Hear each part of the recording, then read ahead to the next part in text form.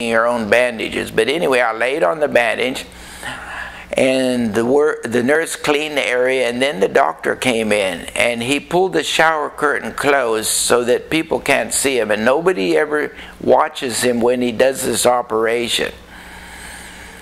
He's in there alone, and nobody's ever seen what he does. I was laying face down, and he took a pair of scissors and he started cutting my skin with these scissors. And he did make a cut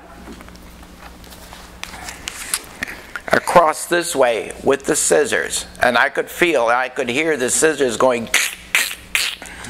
Then he made a cut this way, and then he made a longer cut this way, and then he made a cut up this way, like that, like a cross.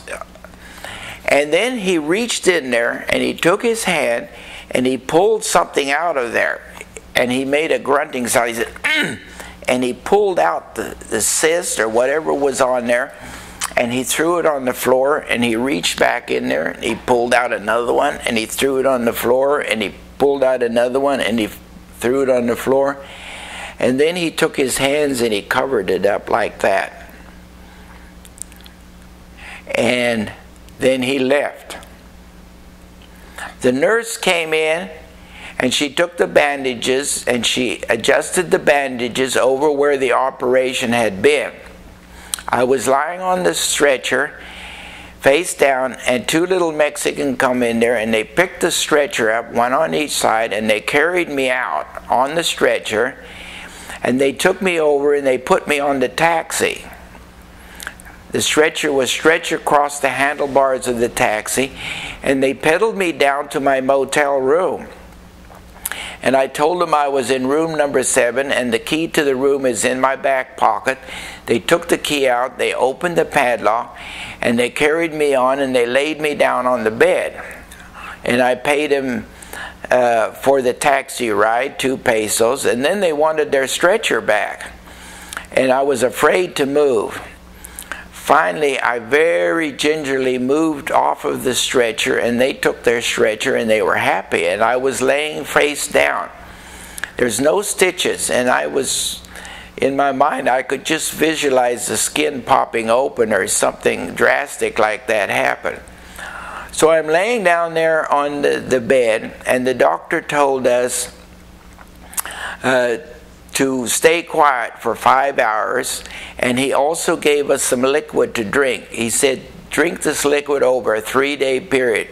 And it was a liter bottle, and there was some pink medicine in there. And I don't have any idea what was in there. But I was laying down there on the bed, and about 30 minutes, my wife walks in. And I says, what are you doing? She said, well, after the surgery, he told me I needed to get some pills for a bacterial infection.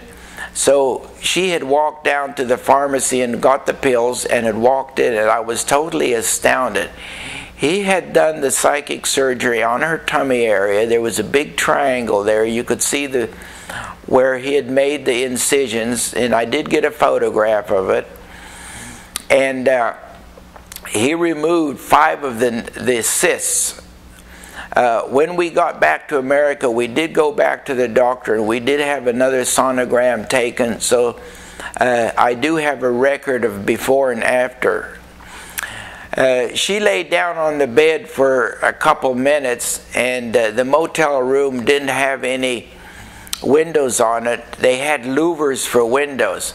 And this little Mexican woman, she walks past and she looks in the window, and she started jabbering to us. And what we did, we understood what she was trying to tell us, that we shouldn't eat any spicy food, we shouldn't eat any avocados, we shouldn't eat any bananas or any type of food that produced gas. So we were laying down on the bed, and we said, well, we're not going to eat anyway.